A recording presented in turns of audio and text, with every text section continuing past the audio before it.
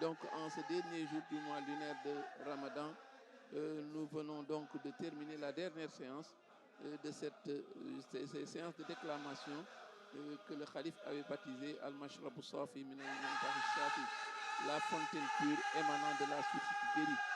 Et c'est le Courel 1A de Hizbut Tarqiyyah de Touba qui avait l'honneur de déclarer, de faire ces déclamations.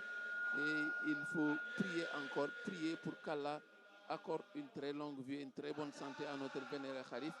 Et nous avions prévu de vous parler de la singularité de Antarabi.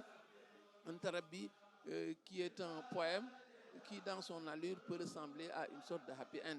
Parce que globalement, le poème respire la gratitude.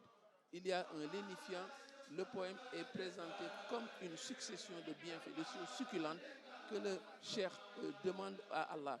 La singularité de Antarabi pour sacrifier à ce qui a été une tradition, nous allons la respecter. Antarabi, sa singularité tient d'abord au plan formel, par sa rime. Nous avons l'habitude de voir le cheikh utiliser une seule rime dans un poème. Nous le voyons dans Jazbul Khouloub, tous les vers sont rimés en mi. Nous le voyons dans Mimie, tous les vers sont rimés en mi. Nous le voyons dans Raye, tous les vers sont rimés en Ra. Et nous voyons donc la particularité dans Antarabi, c'est que le cheikh utilise 3 rimes différentes et il les juxtapose 9 par 9. Ce sont 27 vers, les 9 sont rimés en di, les 9 qui suivent sont rimés en li, les 9 derniers sont rimés en li.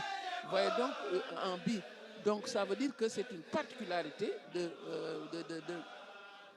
Antarabi, d'autant que la rime est un critère de classification dans les œuvres du cheikh.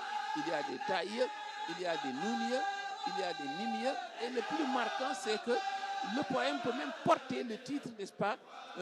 Le titre peut venir de la rime qui a été utilisée. Donc si on voit un poème de 27 vers avec 3 rimes différentes, mais ça veut dire que c'est une écriture singulière qu'on retrouve dans Antarabi. Il y a aussi que il y a une autre caractéristique de Antarabi, c'est que sur le plan lexical, c'est un poème dans lequel il y a un terme qui revient plusieurs fois, c'est le terme d'ami. Il y a une proximité particulière avec le prophète Mohammed paix et lui, qui est désigné à 3 reprises par le nom de l'ami. On sait qu'il y a une pluralité de noms par lesquels il est désigné, mais ce qui est caractéristique de Antarabi, c'est qu'on voit qu'il y a le nom, le cheikh, le prophète est convoqué et appelé sous le nom d'ami. Et les exemples sont nombreux. Au vers 4, il dit je désire de toi en sa faveur le salut d'un ami.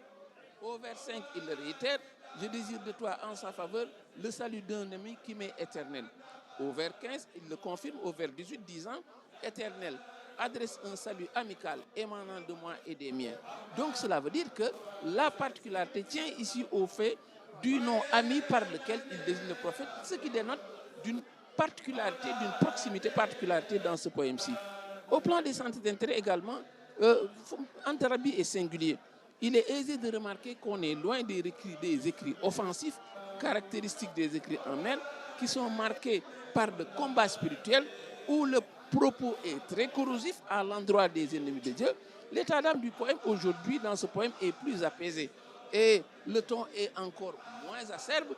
Bien au contraire, c'est un chapelet de bienfaits, de choses succulentes, qui sont des acquis dans les deux cas. Soit il les étale à la face du monde, soit c'est une demande et on sait que selon son propos, ces demandes, ce sont toutes des demandes qui sont exaucées. Donc l'allure globale de Antarabi est également une particularité. Nous avons essayé d'égrener tous ces mots succulents, toutes ces demandes succulentes, tous ces bienfaits, n'est-ce pas, qui ne cessent de juxtaposer, et nous en donnons donné quelques exemples qui font la singularité de Mimir. Quand il dit, et également, ce sont des demandes, ce sont des choses succulentes pour lui, pour les siens, mais également pour le prophète, celui pour qui il s'est engagé. Et la variété est très très remarquable. Et le cheikh commence déjà par la plus prestigieuse de toutes les demandes, la plus appréciable pour le musulman, mais c'est bien le paradis.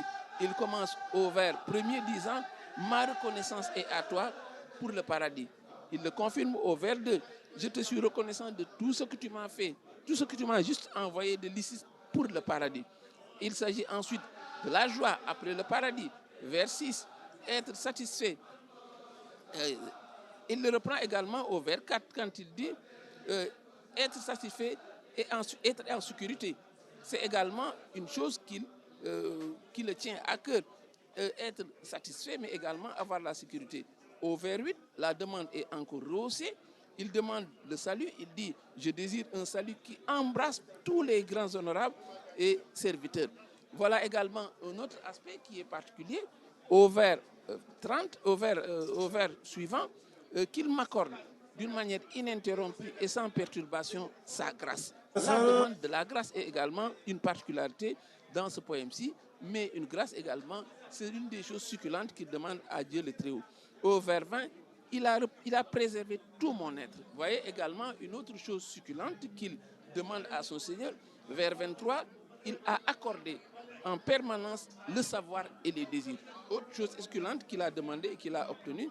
Et au vers 24, j'ai reçu la meilleure assistance. Et on le voit donc, l'allure de ce poème donne l'allure d'un happy end. C'est un poème dont l'allure est une allure, n'est-ce pas, joviale, une allure, n'est-ce pas, de bienfait. C'est comme si aujourd'hui nous avons opté de faire une sorte de happy end pour end qu'on traduit par fin, mais il n'y aura pas de fin, ce n'est qu'une page qui est tournée et il y aura l'occasion d'y revenir, Inch'Allah, dans d'autres circonstances. Merci donc, le mot de la fin, si fin il doit y avoir, mais c'est de prier qu'Allah accorde une très très longue vie et une santé de fer au vénéré Cheikh Muntaka. Wassalamu alaikum wa rahmatullahi ta'ala wa barakatuh et à bientôt dans une autre relation.